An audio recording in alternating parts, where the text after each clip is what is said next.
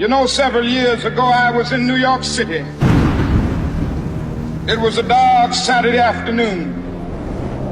The minute black woman came up, the only question I heard from her was, "You Martin Luther King?" And I said, "Yes." The next minute, I felt something beating on my chest. Before I knew it, I had been stabbed by this demented woman.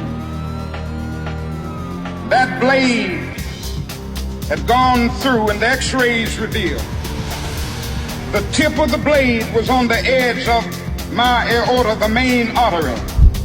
And once that's punctured, you're drowned in your own blood. That's the end of you. It came out in the New York Times the next morning that if I had merely sneezed, I would have died. After my chest had been opened and the blade had been taken out, from all over the states and the world, kind letters came in. One of them I will never forget. I had received one from the president and the vice president. I've forgotten what those telegrams said. I'd received a visit and a letter from the governor of New York, but I've forgotten what that letter said. But there was another letter that came from a little girl.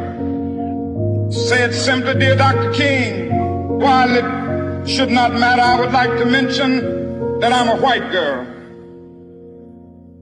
I'm simply writing you to say that I'm so happy that you didn't sneeze." And I want to say tonight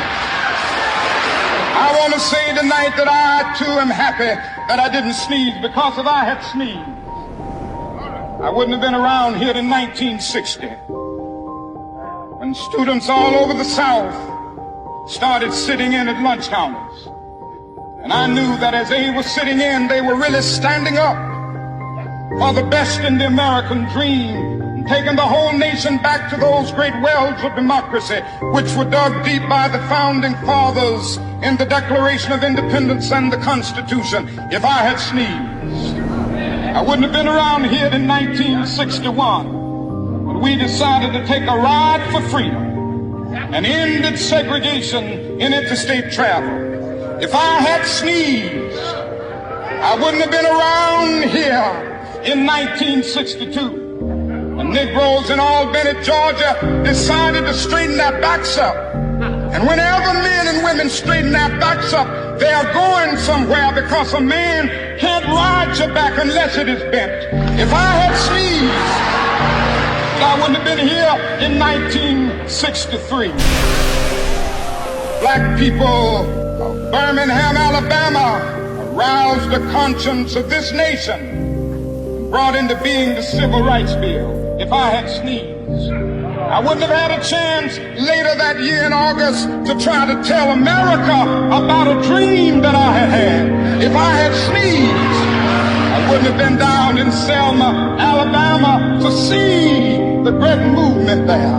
If I had sneezed, I wouldn't have been in Memphis to see a community rally around those brothers and sisters who are suffering. I'm so happy that I didn't sneeze.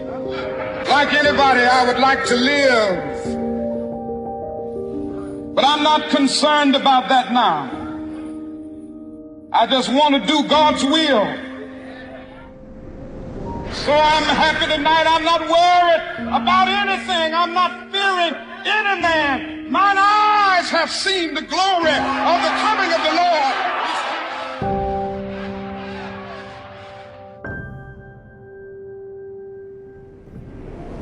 Let us rise up tonight with a greater readiness.